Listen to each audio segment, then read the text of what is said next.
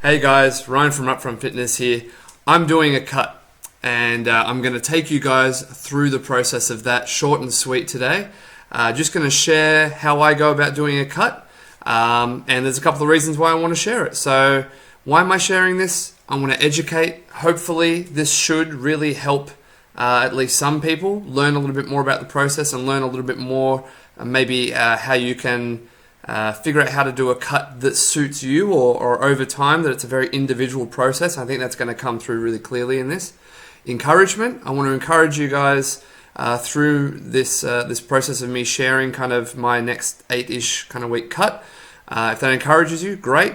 Entertainment. You might find it entertaining on some level, so good. If I entertain you, that's great. And it's good accountability for me to let other people know in my world, who I have a responsibility for to some degree, that I'm going through the same things that they are. And so if I struggle, you can kind of just learn from that, and it helps me stay on track. That I'm not just doing it for me, I'm doing it to help other people. So straight into it. What's the goal? My goal is to drop about 1% body weight per week. As I get closer to the 8-week mark, that may drop and it may get to 0.5, 7.5, something like that. I'm aiming to go from roughly as about 90 kilos when I started this about a week ago. I'm hoping to get down to about 84, 82 in 8 weeks. And the main reason for this, short and sweet, is I personally like to fluctuate between 82 and 90-ish kilos. We know that the more body fat you accumulate, the higher your body fat percentage, the harder it is to lose that and keep it off. The more you gain, the longer it takes for you to kind of obviously get that weight back down. So I find if I put on weight up to about 90 kilos, I can usually spend about 8 weeks or so and bring that back down to a level where it gives me a good 5 to 7, 8 kilos of gaining room again, and I've just been doing that for a few years and it works really well. So I do that because that's what I like doing. How do I do a cut? Let's get straight into the how-do. So here's a nice little table broken up into 2 columns. On one side, reduce calorie intake. On the other, increase energy expenditure. So that's creating that deficit or widening that gap. So some of the starting principles work to help both. I use an existing routine and an existing structure, particularly around my food and my exercise. So I'll go into that in the next slide. I have core eating principles regardless of the training phase I'm in. Again, next slide. I take before photos and starting measurements. That helps keep me accountable. Like, okay, this is where I'm starting, and I like seeing those numbers move every week. So that really helps keep me on track. I have the capacity to see those numbers move every single week, and so I want to see them moving. I don't like screwing around doing a cut. I want to see the weight come off, and I want to see it come off efficiently. I know my strengths and my weaknesses, and again, I'll allude to kind of that. We'll make some comments about that in the next slide as well. But I know at what times of the day or what foods I'm kind of more prone to eating or overeating. And I know where my strengths are. So I play on those. Of course you would. So this is why it's a learning process for you guys. So specifically in regards to reducing calorie intake, I plan out my lunches and dinners ahead of time. My dinners I plan in coordination with my wife and my kids. So it works with when I work, because I work in the evenings. And when they come home, and I plan out my lunches for the week so that every day I kind of have food ready to go. So I plan them out ahead of time. I know roughly how much I'm having. Even if I don't know the calories, I know the quality of food that I'm having. I know whether it's low fat or low carb. You're not going to know that straight up, but it is a skill that you will develop.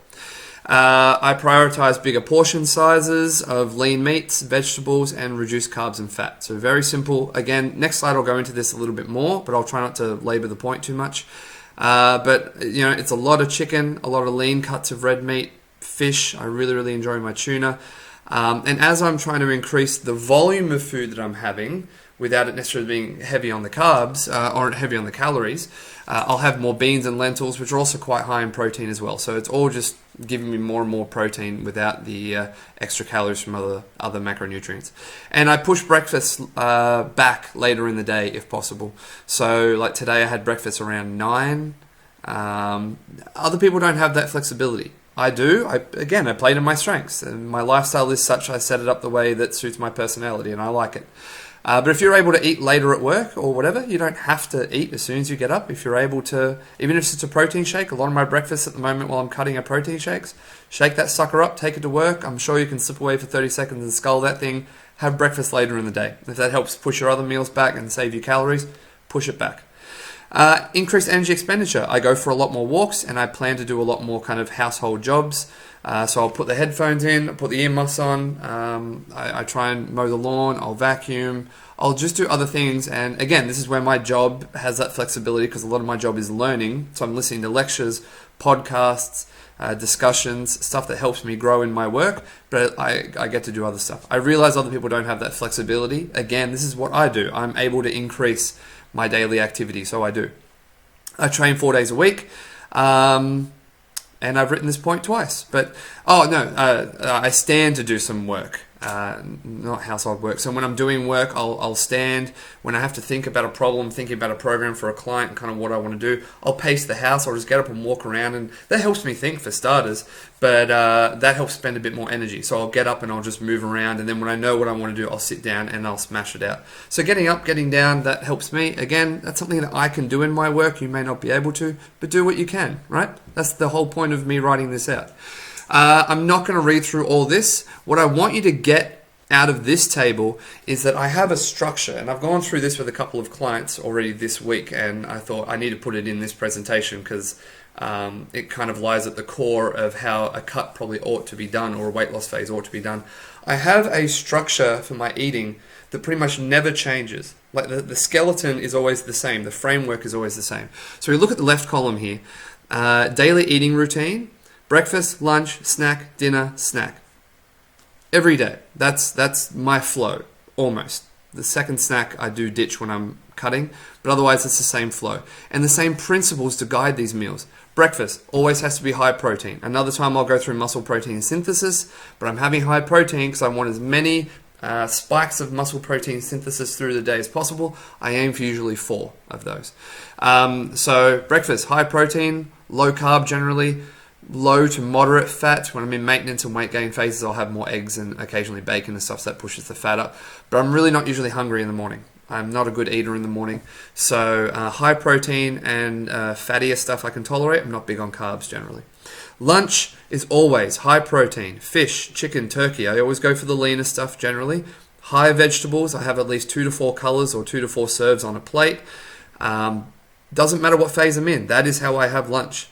And it just changes. You can look at this table yourself and go across. But I'll use lunch as an example because dinner's pretty much the same.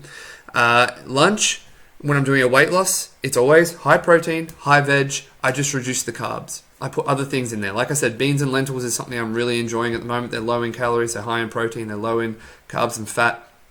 And they're filling, especially when you make stews and soups out of them. Water-based kind of meals really help fill you up when you're cutting. So I changed that. But the core thing there is, again, veggies, protein. It's there. When I'm maintaining, when I'm gaining, the veggies and protein are still there. The core principle that I have for my lunches, I do not deviate from those principles, are still there.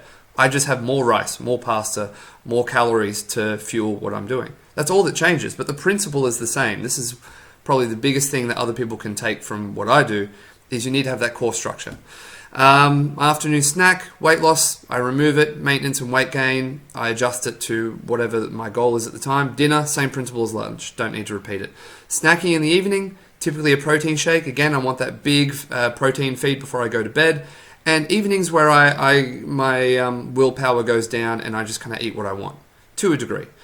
We don't have a lot of junk food, chips and chocolate and stuff in the house because they don't fill me up. They're very, very calorie dense. And I'm just left hungry after eating them a lot of the time, so I end up eating more. So my snacks are now things like biscuits and cheese. That's pretty high fat, decent amount of carb and protein, so it fills me up. I'll have sandwiches, other things like that. I don't mind having a pancake every now and then. When I'm cutting, I'll have pancakes. I just plan them in because they're a lot more calorie dense, but I plan them ahead of time. But my evening is where I try and save my calories regardless of what phase I'm in, because that's where I like to eat. And it works for me. So that's what I do.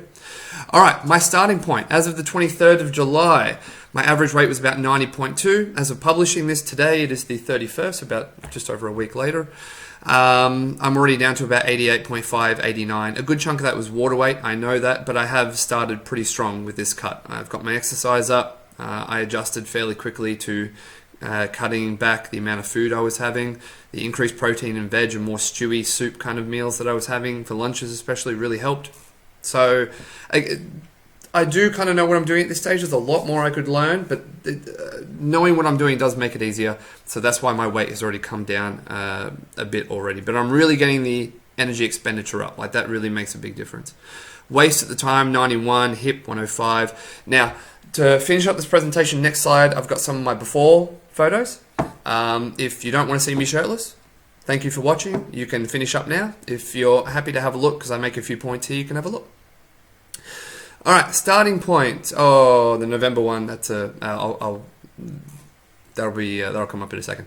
Okay, so this is me, 27th of July, last week when I was putting this presentation together. These are some before photos. Okay, so I'll show you how I'm going at the end of the 8 weeks, and we'll see what changes. Ignore my left shoulder. There is actually a defect wrong with that if you don't know the story about my left shoulder.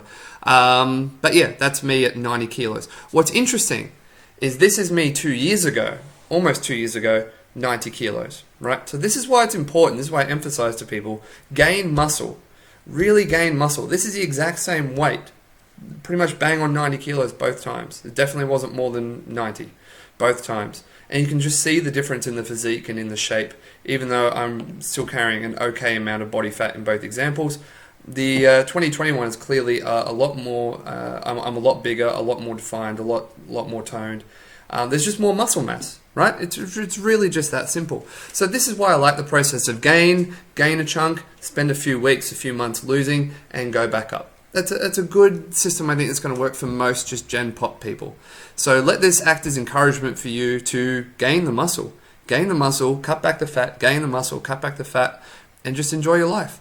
So yeah, 90 kilos, the weight on the scale doesn't matter. What matters ultimately, most people care about, is their physique and their performance. That only gets better with more muscle. The scale doesn't really matter, it's just a tool. So thanks for listening, guys. I went probably longer than I wanted to, but I hope this has been educational. And yeah, hit me up with your questions. I really want to know if this has been helpful or not. Take care, everyone.